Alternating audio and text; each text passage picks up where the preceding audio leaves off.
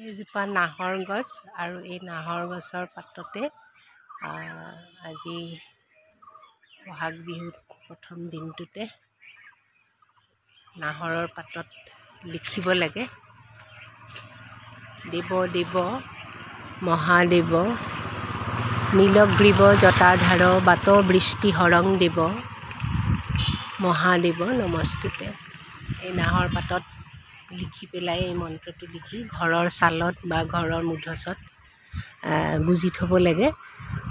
জনবিশ্বাস অনুসৰি এইখিনি কৰা হয় যাতে ধুমুহা বৰষুণৰ পৰা নিজৰ ঘৰখন ৰক্ষা হয়। এইজোপাই হ'ল নাহৰ গছ আৰু এই নাহৰ গছৰ লগত বহুতো আচলতে গান জড়িত হৈ আছে। আমাৰ বিশিষ্ট সংগীতজ্ঞসকলে শিল্পীসকলে গাই গৈছে। নাহৰ ফুলা বতৰতে মোৰ পাখিলাহি মনৰ মাজত কোনে আজি আহি গগনা বজায়। গানটো মোৰ অকণমান শুদ্ধ হৈছে নাই মই নাজানো, মনৰ হেঁপাহতহে আচলতে গালোঁ। ভুল হৈছে যদি ক্ষমা কৰিব। মই আচলতে নাহৰ ফুলখিনি দেখুৱাবৰ যত্ন কৰিছোঁ।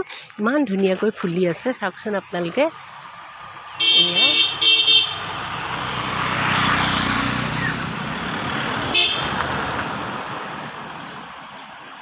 দেখিছেনে বাৰু ইমান সুন্দৰ ফুলপাহ।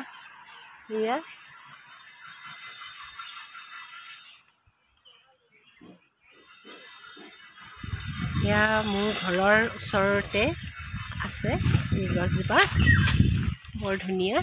আপোনালোকক দেখুৱালোঁ, ধন্যবাদ।